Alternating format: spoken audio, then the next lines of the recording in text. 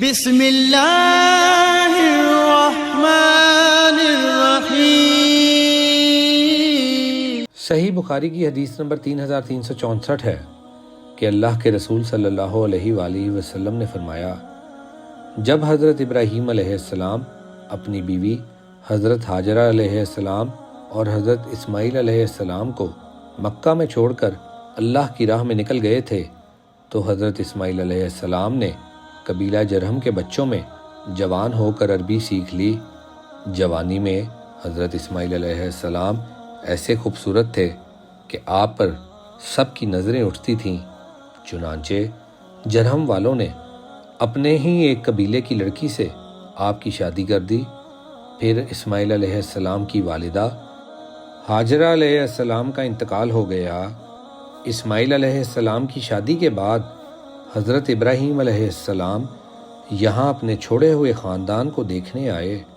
اسماعیل علیہ السلام گھر پر موجود نہیں تھے، اسی لیے حضرت ابراہیم علیہ السلام نے ان کی بیوی سے حضرت اسماعیل علیہ السلام کے متعلق پوچھا۔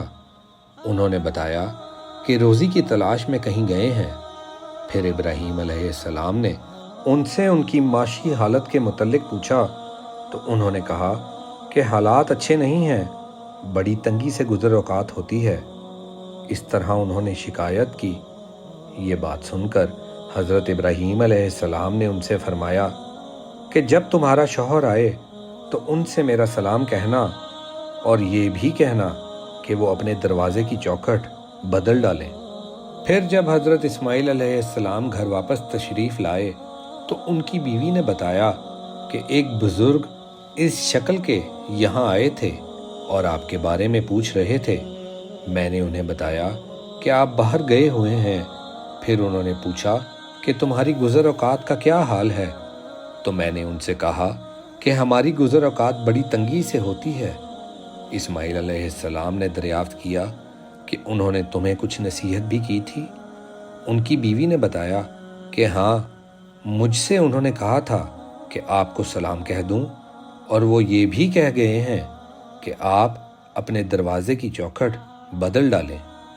یہ بات سن کر حضرت اسماعیل علیہ السلام نے فرمایا کہ وہ بزرگ میرے والد تھے اور مجھے یہ حکم دے گئے ہیں کہ میں تم سے الگ ہو جاؤں۔ چنانچہ حضرت اسماعیل علیہ السلام نے اپنی بیوی کو طلاق دے دی اور بنی جرہم میں ایک دوسری عورت سے شادی کر لی۔ پھر جب تک اللہ کو منظور رہا حضرت ابراہیم علیہ السلام ان کے یہاں نہیں آئے۔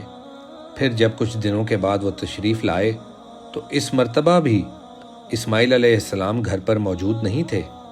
حضرت ابراہیم علیہ السلام نے ان کی بیوی سے اسماعیل علیہ السلام کے بارے میں پوچھا۔ انہوں نے بتایا کہ وہ ہمارے لیے روزی کی تلاش کرنے گئے ہیں۔ اس پر حضرت ابراہیم علیہ السلام نے ان سے ان کے گزر بسر اور دوسرے حالات کے بارے میں پوچھا۔ اس پر اسماعیل علیہ السلام کی بیوی نے کہا کہ ہمارا حال بہت اچھا ہے، بڑی فراخی ہے۔ ابراہیم علیہ السلام نے دریافت کیا کہ تم لوگ کیا کھاتے ہو؟ انہوں نے کہا گوشت۔ پھر ابراہیم علیہ السلام نے پوچھا کیا پیتے ہو؟ انہوں نے کہا پانی۔ اس پر ابراہیم علیہ السلام نے ان کے لیے دعا کی، اے اللہ ان کے گوشت اور پانی میں برکت نازل فرما۔ ابراہیم علیہ السلام نے جاتے ہوئے ان سے فرمایا، جب تمہارے شوہر واپس آئیں تو ان سے میرا سلام کہنا اور ان سے کہہ دینا کہ اپنی چوکھٹ باقی رکھیں۔ جب اسماعیل علیہ السلام گھر واپس تشریف لائے تو اپنی بیوی سے پوچھا کہ یہاں کوئی آیا تھا؟ تو ان کی بیوی نے بتایا کہ ہاں، ایک بزرگ بڑی اچھی شکل و صورت کے یہاں آئے تھے۔ پھر انہوں نے مجھ سے آپ کے بارے میں پوچھا تو میں نے بتایا کہ آپ روزی کی تلاش میں نکلے ہیں۔ پھر انہوں نے پوچھا کہ گزر بسر کا کیا حال ہے؟ تو میں نے بتایا کہ ہمارے حالات بہت اچھے ہیں۔ اس پر اسماعیل علیہ السلام نے دریافت کیا کیا انہوں نے تمہیں کوئی وصیت بھی کی تھی؟ انہوں نے کہا کہ جی ہاں، انہوں نے آپ کو سلام کہا تھا اور حکم دیا تھا کہ اپنے دروازے کی چوکھٹ کو باقی رکھیں۔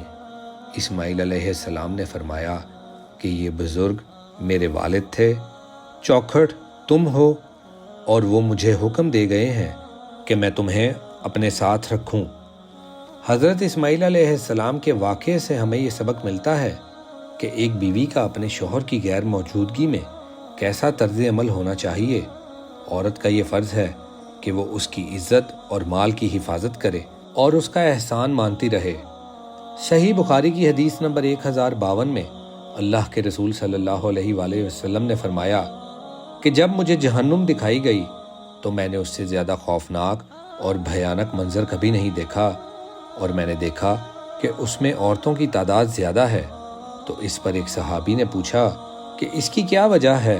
تو آپ صلی اللہ علیہ وآلہ وسلم نے فرمایا اپنے کفر یعنی انکار کی وجہ سے۔ پوچھا گیا کیا اللہ کا کفر کرتی ہیں؟ تو آپ صلی اللہ علیہ وآلہ وسلم نے فرمایا شوہر کا اور اس کے احسان کا کفر کرتی ہیں۔ زندگی بھر تم کسی عورت کے ساتھ حسن سلوک کرو، لیکن اگر کوئی خلاف مزاج بات آ گئی تو فوراً یہی کہے گی کہ میں نے تم سے کبھی کوئی بھلائی نہیں دیکھی۔ تو ویورز، اگر آپ نے ابھی تک ہمارے چینل کو سبسکرائب نہیں کیا تو برائے مہربانی ہمارے چینل کو سبسکرائب کر دیں اور بیل آئیکن کے بٹن کو پریس کرنا نہ بھولیں۔